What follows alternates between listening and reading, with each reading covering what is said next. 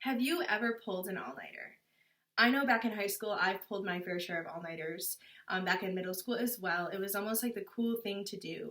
You got together with your friends, and whoever was the first to fall asleep was the loser, and the ones who stayed up, or the one who stayed up, always remained victorious.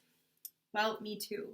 However, did you know that once you go 24 hours, just 24 hours of no sleep, you start experiencing signs of sleep deprivation, which is actually equivalent to a blood alcohol content of 0.10%. This means that it's very, very easy for someone to recognize physical impairment signs when you haven't slept, which is also equivalent to those who might have a couple to drink. This means it's obvious to know that someone is impaired with physical judgment. Maybe you're slurring your speech, or maybe you're stumbling a little bit, or you're kind of goofy and kind of maybe hallucinating a little bit, but you start experiencing signs just 24 hours of no sleep. That's pretty scary. Now, before we understand the importance of sleep, let's discuss why sleep is so important. Well, first and foremost, sleep helps your brain. It helps your brain function. During the day, your brain is constantly processing new information. So when you go to sleep, it helps to store that information that you've now processed throughout the day. It also helps to get rid of toxic waste and helps your cells repair itself.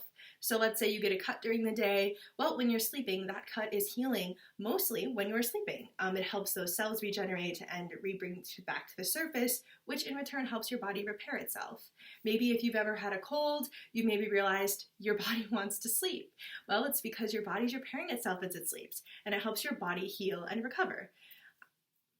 It also helps to release hormones and proteins. And in addition to this, it's also directly linked to ridding of Alzheimer's toxins, which are the toxins directly related to Alzheimer's disease. This is really important because as we age, you obviously are more prone to diseases such as Alzheimer's and even dementia too. Now that we understand sleep from a biological and scientific standpoint, let's discuss the more obvious standpoints. Sleep is needed to be aware and multitask. Imagine you are in New York City and it's during rush hour and you haven't slept for 2 days. It would be incredibly difficult for you to navigate through a city that's hustle and bustle, constant maybe honking of horns, maybe pedestrians walking in front of the car. It would be really hard for you to drive. Well, because your brain simply cannot multitask. It is harder for your brain to be aware on multiple things going on because, well, you're simply just thinking about going back to bed. Now, lastly, we all love being happy. We all love having our good days. And sleep is directly correlated to happiness and emotion, and it even is correlated to creativity. You cannot think in creative ways, much like multitasking, you cannot think on multiple ways if you are sleep deprived. Now, sleep is also directly correlated to depression and other mental health issues, but depression is one of the main factors as well as anxiety. So those who sleep more or have better sleep habits or health, they usually have less depression and therefore less anxiety. Now, 75% of those who have depression also have sleep problems. This means that those with insomnia, those people who might sleep less, may have depression, and those who sleep too little also might have depression. But those who are clinically diagnosed with depression usually either sleep too much or sleep too little. So this is why our sleep directly affects our mental health. And that's why we should always be making sure that we are getting an adequate amount of sleep. So now let's say you're trying to improve your sleep. Well, let's try to find out how many hours are ideal for you to sleep at night. If you're between the years of 18 and 60, you should be getting at least 7 or more hours per night, which is an adequate amount or ideal amount of sleep for your body and for your age.